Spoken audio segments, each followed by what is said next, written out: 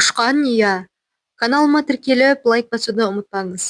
Менің бабам Имаш 1911 жылы 92 жасында дүние салған. Орта бойлы, орақ мұрын, от жанарлы сол шымыр шалдың 4-ші перзенті менің әкем Момыналы екен. Оны жұрт Момыш деп кеткен. Әжемнің аты қыз тумас еді. Қартайғанда сары кемпір атанған. Жарықтық, аса ажарлы, ақ дидарлы кісі екен.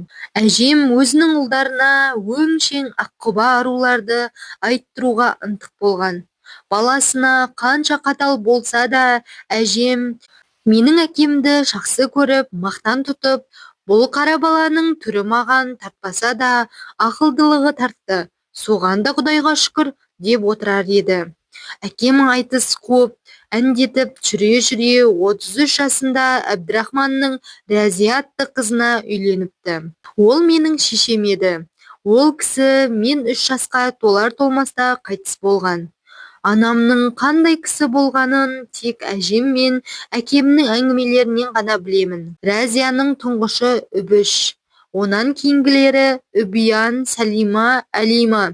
Кілең қыз бала болады. Момыш әкемнің айтуынша, мен 1910 жылдың қысында ескіше желтоқсанның 24-інде туыппын. Әкем ол күні Әулиеата шаһарында екен. Мен туған соң Имаш бабам жан-жаққа кісі шаптырып, әкеме де хабаршы жіберіпті. Әулиеатадан әкем қайтып келгенде, ағайын жекжат құтты болсын айтуға жиналып қалған екен. О, Момыш, балаңның бауы берік болсын. Ақментей бабасындай батыр болсын десіпті. Сөйтіп шілдехана тойға ұласыпты. Той соңында Имаш атам алақан жайып ел қарияларынан бата сұраған екен. Төл немерең, бел немерең ғой, бата жөні де өзіңдікі десіпті ақсақалдар. Сонда Имаш бабам былай деген екен. Алатаудың қыраны мол еді, қырағы болсын құлыным. Қойнауы суға мол еді, бұлағы болсын құлыным. Ата тілегі 10 еді, құмары болсын құлыным. Бұл жері батырлар төрі еді, сыңары болсын құлыным.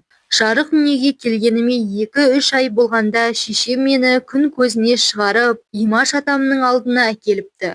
Атам ерте көктем алдында ағаш отырғызып жүр екен. Атасының қолын ұзартып, қолғабыс беруге келді, депті шешем ізетпен иіліп. Атам еміреніп мені алақанына алыпты.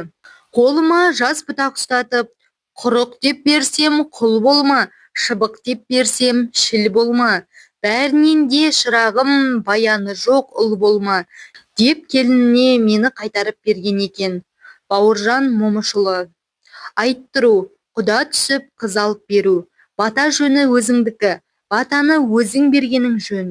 Шіл болма, бұл жерде кішкентай дәрменсіз құс сияқты болма деген мағынада.